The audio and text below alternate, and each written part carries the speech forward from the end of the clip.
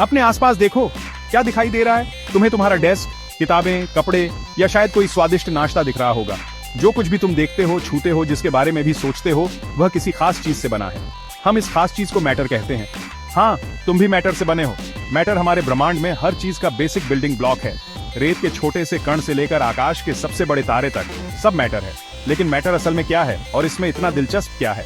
चलो इस बुनियादी अवधारणा के अजूबों में डुबकी लगाते हैं।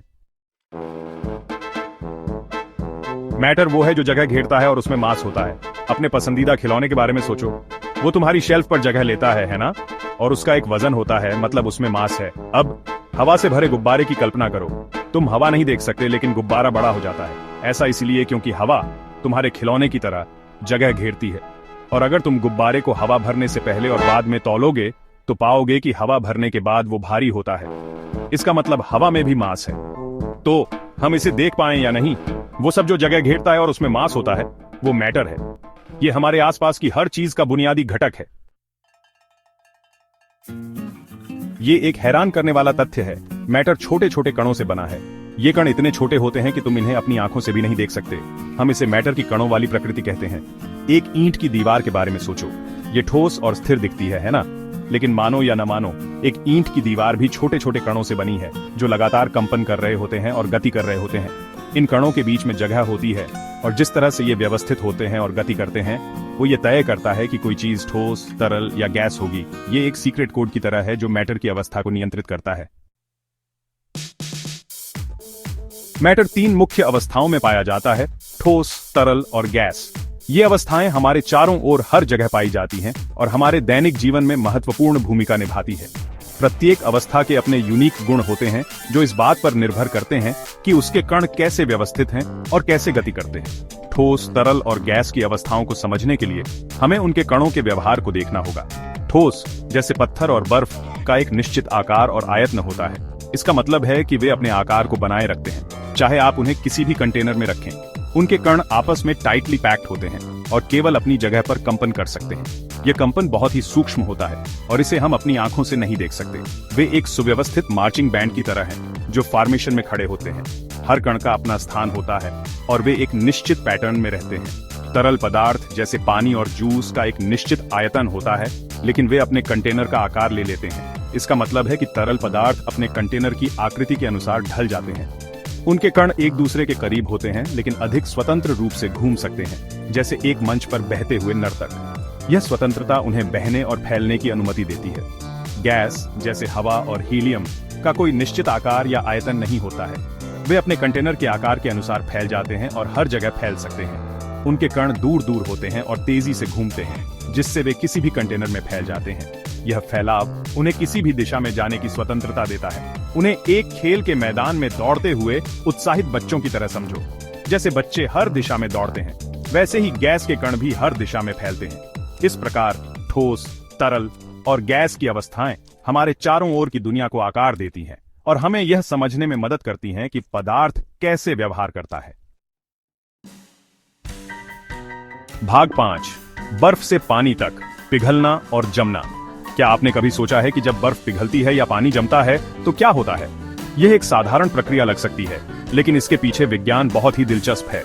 इन परिवर्तनों को अवस्था परिवर्तन कहा जाता है और ये तापमान परिवर्तन के कारण होते हैं। जब तापमान बढ़ता है या घटता है तो पदार्थ की अवस्था बदल सकती है।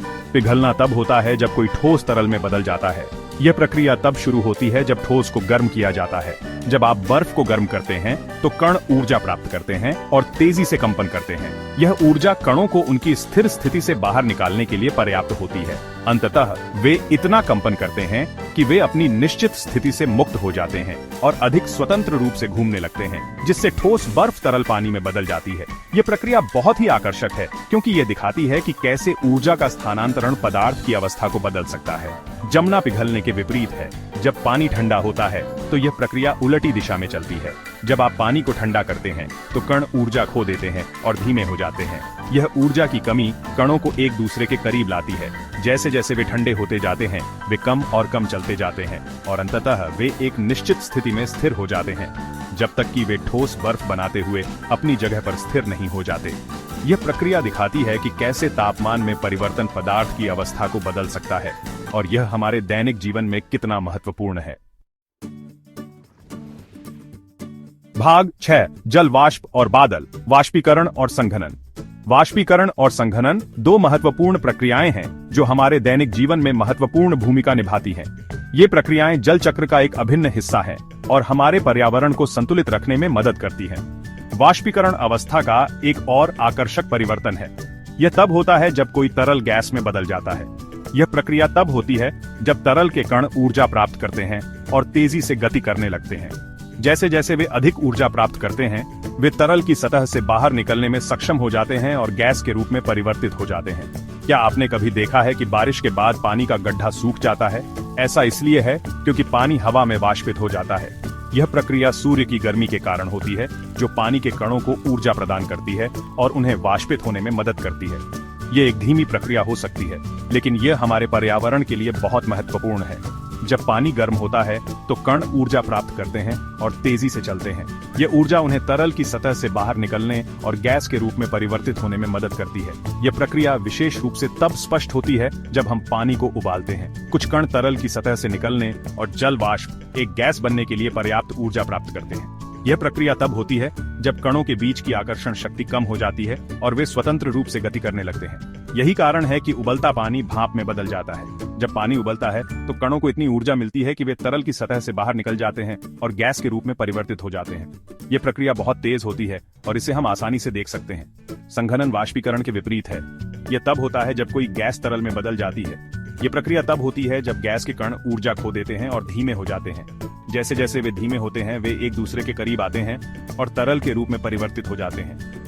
उन छोटी छोटी पानी की बूंदों के बारे में सोचें जो गर्म दिन में पानी के ठंडे गिलास पर बनती है। यह संघनन का एक उत्कृष्ट उदाहरण है। जब हवा में जल वाष्प ठंडे गिलास की सतह से संपर्क करता है तो वह ठंडा हो जाता है और तरल बूंदों में परिवर्तित हो जाता है। यही संघनन है। जब हवा में जल वाष्प ठंडा हो जाता है तो कण ऊर्जा खो देते हैं और धीमे हो जाते हैं। यह प्रक्रिया तब होती है जब जल वाष्प ठंडी सतहों से संपर्क करता है और तरल बूंदों में परिवर्तित हो जाता है। जैसे जैसे वे एक साथ करीब आते हैं, वे गैस के रूप में बने रहने की अपनी क्षमता खो देते हैं और वापस तरल पानी की बूंदों में संघनित हो जाते हैं। यह प्रक्रिया हमारे दैनिक जीवन में कई जगहों पर देखी जा सकती है, जैसे कि बाथरूम के शीशे पर संघनन या ठंडे पेय पदार्थों के गिलास पर बनने वाली बूंदें। वाष्पीकरण और संघनन दोनों प्रक्रियाएं हमारे पर्यावरण को संतुलित रखने में महत्वपूर्ण भूमिका निभाती हैं और जल चक्र का एक महत्वपूर्ण हिस्सा है। भाग 7 सामान्य से परे, ऊर्ध्वपातन, एक सीधा परिवर्तन। अब यहाँ अवस्था का एक बहुत ही अच्छा परिवर्तन है। ऊर्ध्वपातन तब होता है जब कोई ठोस सीधे गैस में बदल जाता है बिना तरल अवस्था से गुजरे। ऊर्ध्वपातन का एक उदाहरण सूखी बर्फ है जो जमी हुई कार्बन डाइऑक्साइड है। जब सूखी बर्फ कमरे के तापमान पर आती है तो वह तरल में नहीं पिघलती, यह सीधे कार्बन डाइऑक्साइड गैस में बदल जाती है। इसलिए इसका उपयोग अक्सर विशेष प्रभावों में कोहरा बनाने के लिए किया जाता है। ऊर्ध्वपातन तब होता है जब किसी ठोस में कण सीधे गैस चरण में जाने के लिए पर्याप्त ऊर्जा प्राप्त करते हैं, तरल चरण को पूरी तरह से छोड़ देते हैं। यह मैटर के लिए एक शॉर्टकट की तरह है। भाग 8 मजेदार तथ्य। क्या आप जानते हैं कि वाष्पीकरण आपको ठंडा रखने में मदद करता है? जब आपको पसीना आता है तो आपकी त्वचा पर पसीना वाष्पित हो जाता है, जिससे गर्मी की ऊर्जा निकल जाती है और आपको ठंडक महसूस होती है। यह आपके शरीर का प्राकृतिक एयर कंडीशनिंग सिस्टम है जो काम कर रहा है। भाग 9 विज्ञान के अजूबों की खोज करते रहे। जैसे जैसे आप विज्ञान की आकर्षक दुनिया में अपनी यात्रा जारी रखते हैं, याद रखें कि मैटर आपके चारों ओर है।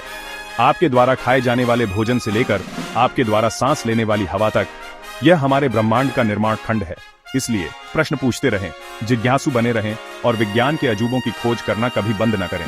वहां ज्ञान का एक पूरा ब्रह्मांड खोजे जाने की प्रतीक्षा कर रहा है।